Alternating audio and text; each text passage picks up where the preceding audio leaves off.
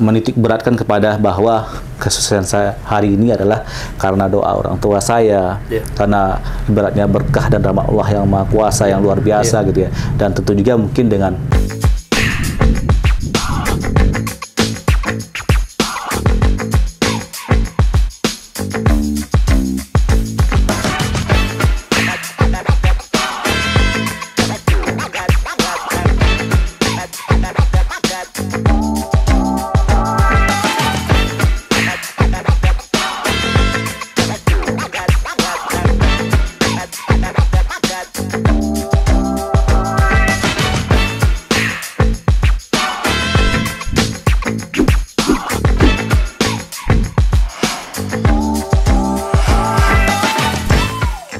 Boulders, sosok yang satu ini menurut saya luar biasa karena saya belajar banyak sekali. Meskipun saya belum genap belajar sehari, tapi sudah banyak sekali insight yang saya dapatkan dari beliau. Jadi beliau ini merupakan anak rantau dari Sumatera, kemudian merantau ke Jakarta, ke ibu kota, dan yang luar biasanya ternyata berhasil mendirikan kerajaannya sendiri. Bang Edi Hermanto. Sehat Bang? Alhamdulillah sehat Mas Reza. Alhamdulillah. Bang Edi, jadi waktu saya nyampe di Jakarta, ngobrol dari pagi sampai siang, itu jujur Bang, banyak sekali ilmu yang saya dapatkan. Apalagi kalau misalnya saya extend sampai seminggu di sini. Wah iya makanya. Nggak kerasa dari setengah 6 kita tadi ngobrol. Setengah 6 pagi ya tadi ya. Iya. Luar biasa banget memang Golders, karena beliau ini kaya sekali ilmunya. Bukan hanya kaya hartanya, tapi juga ilmunya, kebijaksanaannya, dan bahkan gara-gara itu pula sering juga dimanfaatkan oleh orang lain. Betul ya Bang ya? Cukup sering lah kategori. Cukup sering. Bang, boleh Bang cerita dari awal mula ketika Bang Edi merantau dari Sumatera ke Jakarta Bang? Iya. Ya, teman-teman semua, sebenarnya saya kemarin itu sempat mendengar sebuah video lah intinya gitu kan.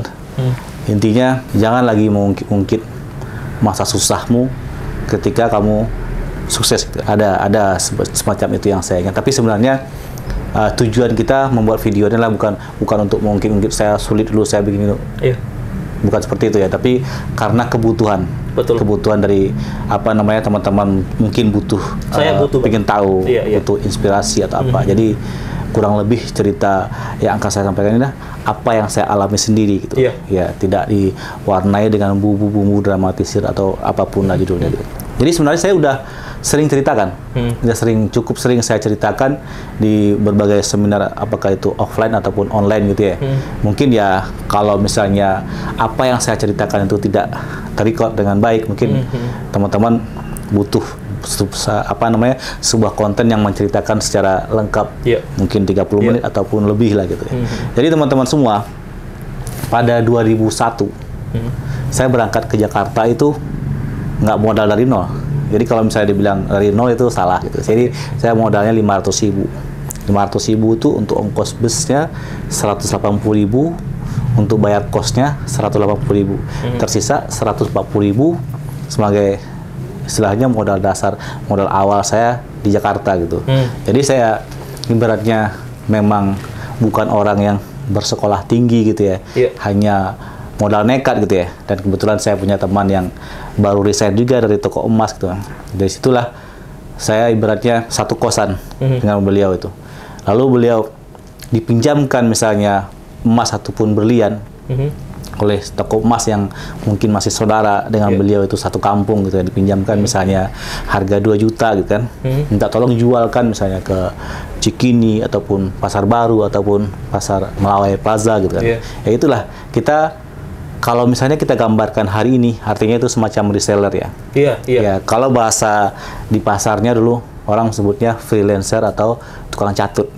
Gitu atau bahasanya. Makelar kali Bang. Ya, makelar itu istilahnya gitu kan. Ya, orang misalnya suruh jualin 2 juta misalnya kan, satu cincin gitu. Kita antarin ke Rawabening ataupun ke Pasar Baru gitu. Kita buka harga 2,5 juta gitu kan.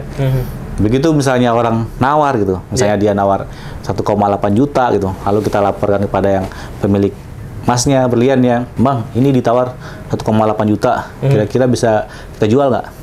Lalu orang punya barang bilang, ya udah store 1,8 juta bersih, nanti kamu silakan cari lebih sendiri. Ya, kita tinggal kita olah lagi yang menawar tadi. Ya, Bang, kira-kira sampai 2 juta bisa nggak? Oke. Ya kan? Artinya ada negosiasi di situ kan? Iya. Ada cara kita misalnya bernegosiasi tidak langsung setuju terhadap barang yang sudah ditawar orang.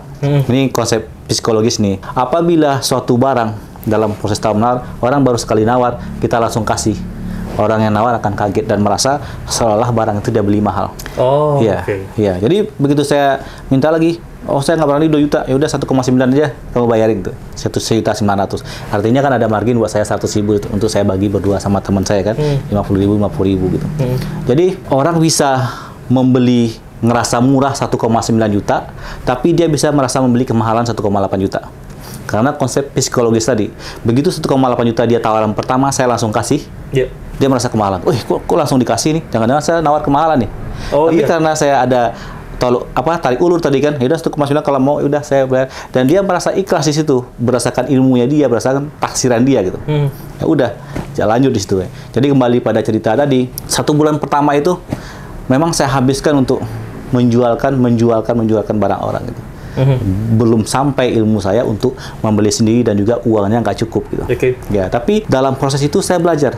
Ini kenapa bisa laku 1,5 juta, ini kenapa bisa laku 2 juta, ini kenapa bisa laku sekian. Misalnya kita timbang emasnya 2 gram. Saat itu emas cuma 70 ribuan segram. Ya, ini cuma sekian emasnya. Kok ini nilai batunya, berliannya berapa gitu kan? Saya berhitung di situ kan. Jadi ya ada otodidak juga lah. Intinya saya belajar sama orang-orang yang lebih senior dari saya gitu kan. Belajar di situ dan mungkin memang saya menganggap itu sebuah nasib baik juga ya. Saya cepat nangkep lah. Cepat nangkap beratnya apa yang saya pelajari itu, apa yang saya tanyakan kepada orang yang lebih dulu. Itu saya langsung ingat, oh ini kalau ini berarti ukuran berliannya segini. Karena rata-rata berlian yang kita perjualbelikan itu berupa cincin yang udah terpasang berliannya, bukan yang ditimbang kan. Harganya berdasarkan taksiran. Iya, berdasarkan taksiran. Ini taksirannya ukuran sekian, ini taksiran ukuran sekian. Termasuk juga emasnya. Emasnya suratnya rata-rata hilang. Begitu kita gesek, oh ini kisaran 75%, ini kisaran 70%. Seperti itu kan. Jadi memang proses belajar itu saya sangat menikmati di situ. Oh ini ternyata saya belum tahu apa-apa selama ini gitu. Jadi ya memang bisa dibilang walaupun waktu kecil, mama saya ibaratnya diberikan sebuah kebun dengan emas gitu ya, dengan orang minjam emas misalnya 20 emas tahu saya waktu itu, lalu beliau diserahkan sebuah kebun untuk dikelola. Tapi itu artinya butuh waktu panjang ya, dari saya waktu kecil tiba-tiba saya tahun 2000 ke Jakarta, artinya cukup lama saya tidak ada berhubungan dengan hal yang berbau emas gitu ya. Ya begitu tahun 2001 saya di Jakarta, baru saya bersenggolan lagi dengan emas gitu kan.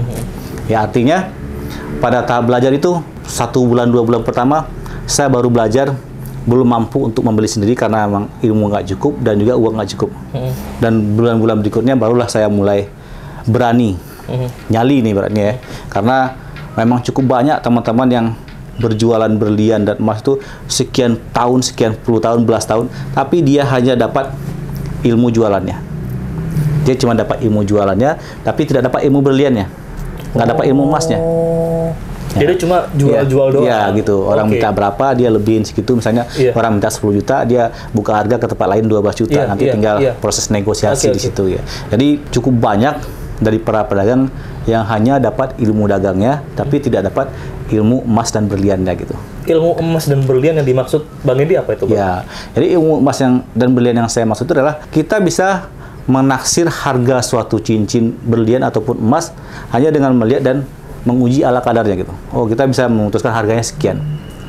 Ya, karena 80% lebih barang-barang yang diperjualbelikan oleh para konsumen kita kepada toko emas ataupun pada freelancer itu sebagian besar tidak ada suratnya.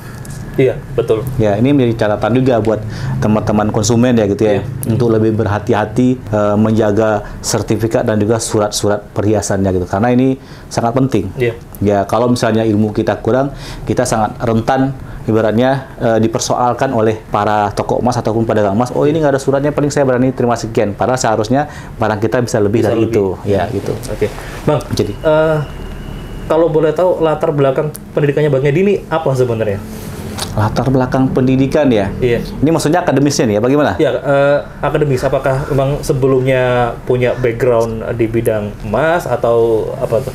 Ini saya kalau di emas ini sebenarnya generasi pertama nih. Jadi kalau mama dan bapak saya itu petani gitu. Tidak ada berhubungan dengan emas sama sekali. Jadi yang pertama nih? Iya, jadi kita generasi pertama lah yang berhubungan dengan emas gitu. Jadi kalau misalnya ditanyakan juga pendidikan? Misalnya soal pendidikan akademis itu, ya saya tidak cukup beruntung untuk mendapatkan ibaratnya yang pendidikan di SMU ataupun kuliah seperti itu ya. Iya. Itu mungkin pada saat itu menjadi sebuah kemewahan bagi saya gitu. Karena saya walaupun selalu juara 1, juara 2 di sekolah gitu, tapi tidak sama sekali satu kali pun saya tidak disenggol oleh beasiswa.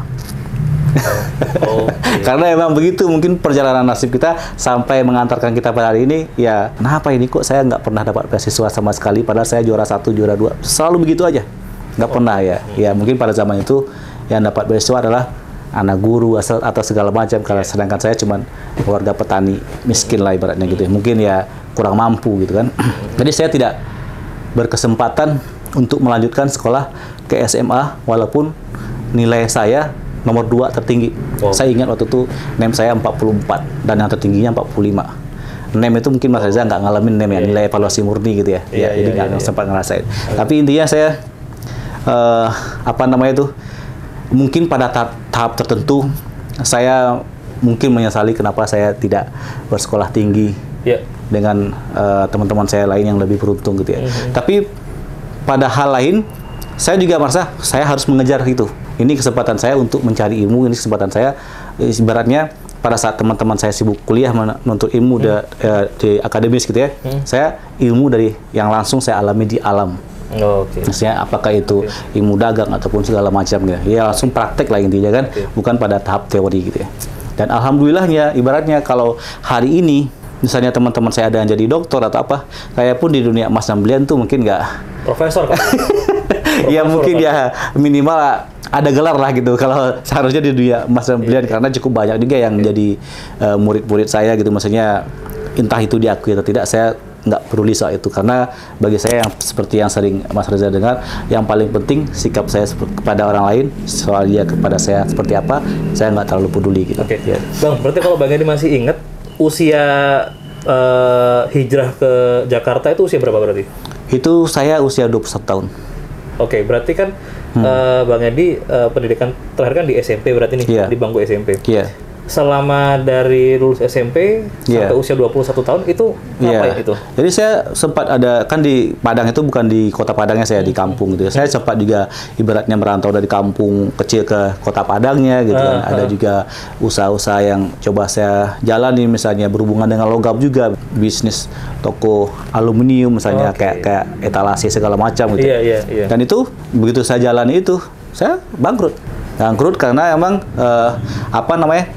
mobilitas usaha kayaknya di kota kecil itu tidak sesibuk yang di kota besar gitu. Peluangnya mungkin lebih kecil gitu. Jadi ya saya posisinya misalnya aset saya sekian, lalu utang saya di supplier sekian. Pada saat saya mengalami namanya kebangkrutan itu, saya datangin itu suppliernya, saya serahkan kuncinya dan saya nyatakan ini aset di toko saya sekian, dan ini utang saya sekian. Intinya saya datang tanpa muka, pergi tanpa punggung. Silakan ambil semua aset saya gitu. Saya mungkin akan merantau ke Jakarta gitu. Intinya kalau misalnya orang melihat hari ini Bang Edi kelihatannya susah, berarti kalau misalnya saya ceritakan kisah gagalnya juga cukup banyak gitu kan. That's why kenapa saya tanya ke Bang Edi biar yang nonton pada ngerti. Bang Edi juga pernah gagal ternyata gitu ya.